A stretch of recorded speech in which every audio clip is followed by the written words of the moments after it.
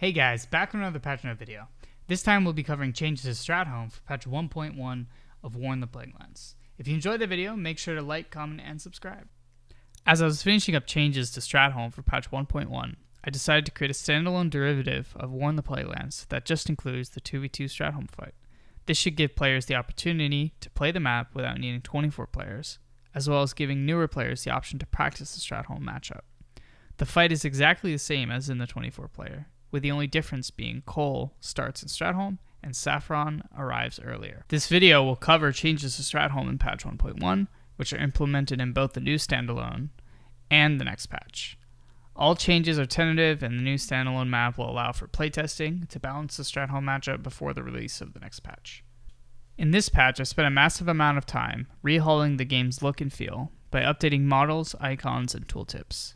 I established standards for tooltips that make abilities easier to understand for both new and veteran players, updated incorrect tooltips, and completely revamped ability icons. Where applicable, new custom models and ability effects have been implemented.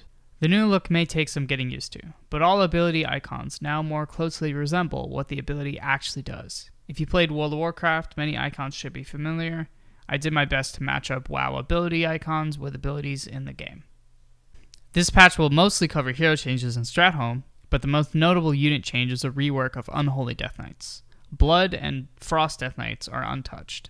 Unholy Death Knights now start unmounted, and their movement speed and collision sizes have been updated to reflect this change, down from 300 to 270 movement speed and 20 to 15 collision size.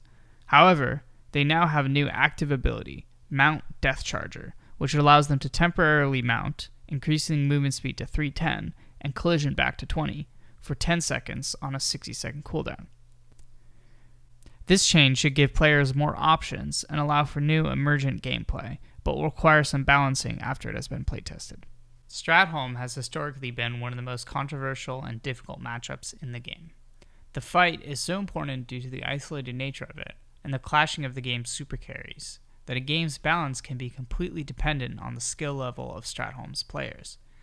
In order to make the fight more interesting for all factions, and to begin an effort to fine-tune balance, massive changes have been made to Orange, Red, Cole, and Peanut.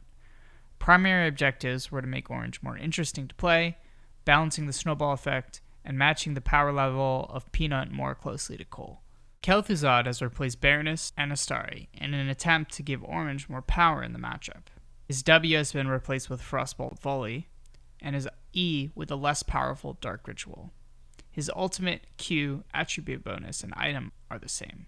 He now starts at level 1. Kel'Thuzad has been replaced with a new hero for Cole, Balzaphon. His kit is identical to Kel'Thuzad's old kit. His first item, Balzaphon's Staff, gives plus 10 intelligence, plus 5 attack, and an armor debuff on a hit. His second item, Chains of the Lich, gives plus 5 armor, plus 5 health regen, and plus 0.05 mana regen. Balzaphon has a path choice, either the Path of Blood or Frost. The Path of Blood gives him plus 200 health, plus 15% lifesteal, and a charm costing 40 mana with a 45-second cooldown. This charm turns the unit ethereal for 2 seconds upon cast. The Path of Frost grants him plus 15 damage, and Ice Lance, a Finger of Death-like ability which instantly kills an enemy unit, costing 40 mana with a 30-second cooldown. Arthas has long been considered too powerful, and considerably more powerful than his counterpart Alexandros. Changes have been made to his abilities to help bring him closer to the power level of Alex, especially in the early game. His W, Remorseless Winter, has been nerfed to last for 4 seconds on units and 2 seconds on heroes, down from 8 seconds on units to 4 seconds on heroes. Damage dealt now scales from 150, 200, 250 instead of 200, 225, 250. And attack speed reduction has been reduced to 30, 40, 50%, down from 50, 62, 75%. This ability was more powerful than many comparable ultimates in the game, and simply lasted for far too long on units, considering its 20-second cooldown. His E tooltips now accurately displays enemies targeted and damage dealt. His Helm of Domination's evasion has been reduced from 33% to 20%, and Frostborn has been given a new active. This ability costs 25 mana and has a 30-second cooldown. These changes should help make Arthas more vulnerable to army surrounds, and stop his ability to run into a main base, drop massive AoE, and walk out without consequence. A new backup hero has been introduced for Arthas, Morland Coldgrip, the Death Knight famous for slaying Thalorian Dawnseeker. He is a relatively simple Death Knight who is meant to soften the blow of losing Arthas, and to make sure Cole still has a hero to Frost Armor, if Balsafon is still alive.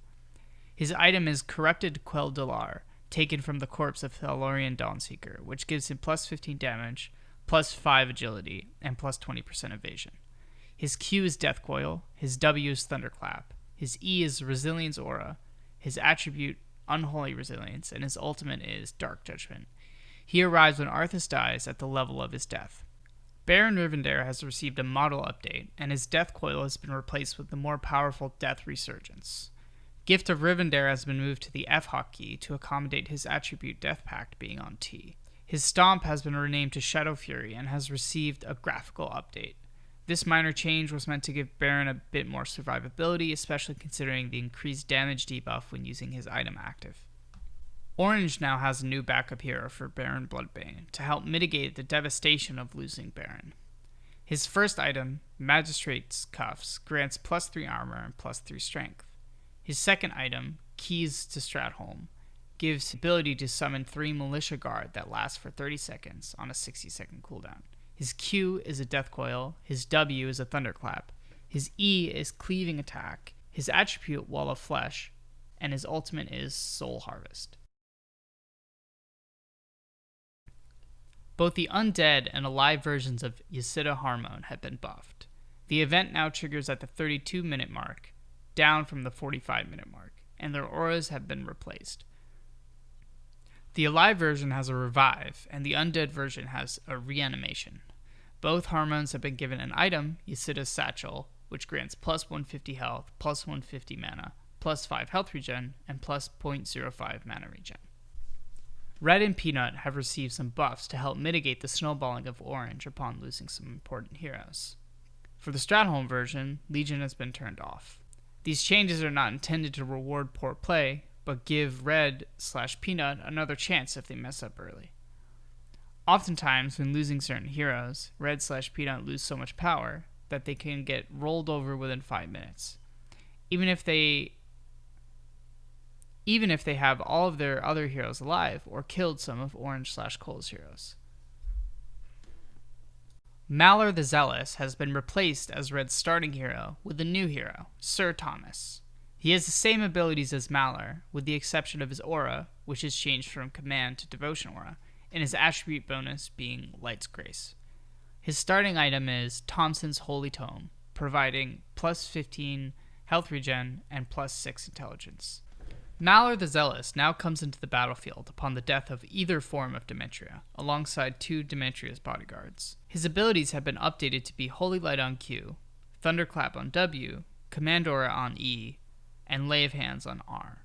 His attribute bonus is Soldier of Lordaeron, and his item has been buffed to give plus 300 health, up from 100 health, but his health charm has been removed. This change is intended to soften the blow of losing Demetria, who is very easy to kill, whilst being crucial to winning the matchup. Saden's Endurance Aura has been replaced with Fanaticism Aura, which gives plus 10, 15, 20% increased attack speed. Demetria's model has been updated, and her item, Oracle's Staff, has been renamed Oracle's Robe to account for the model change. Consecration's graphical effect has been updated. Fairbank's model has been updated to one that more closely resembles him. He has a new innate ability on T, Dispel, which is a standard Dispel. His W, Forked Lightning, has been replaced with Alex's old W, Wrath of the Light, which now can be cast on allies. The Dispel was added to give Peanut a much-needed counter to Cole's summons, and to compensate for the removal of Forked Lightning. Dispel will give Peanut some AoE damage, but only against summonables. Alex's new ability, Blinding Light, is not as good early as Wrath of the Light, due to mana restrictions, and the addition of Wrath of the Light on Fairbanks is meant to return the speed buff to the faction, whilst disrupting the meta of Fairbanks maxing Brilliance Aura for Demetria. Alex's tent no longer disappears upon his death, and Arius will receive a new ability, Words of the Light, as well as a new item, Ashbringer's Gauntlets. Words of the Light is an innate ability on T, which grants plus 15 health regen for 15 seconds, on a 30-second cooldown. Ashbringer's Gauntlets provide plus 5 damage and plus 15% attack speed. These changes are meant to soften the blow of Alex dying, which often crippled Peanut's ability to continue to make an impact due to the loss of his spawn. The buffing of Arius upon his death should help push Arius into the role of a main tank who can still dish out some damage after the loss of Alex. The troll priest Zabrahax is being introduced as a mirror to Cole's Sapphiron. He is a troll who lived in the Skullet Monastery and was spared from being executed by Alexandros Migraine. He arrives in the north dock of Stratholme on a timer with 3 troll conjurer elites. He spawns with a raft that has a single-use, powerful barrage ability that disappears after 1 minute. This raft is intended to help Peanut get Zabra out safely if they are currently losing or have lost Stratholme.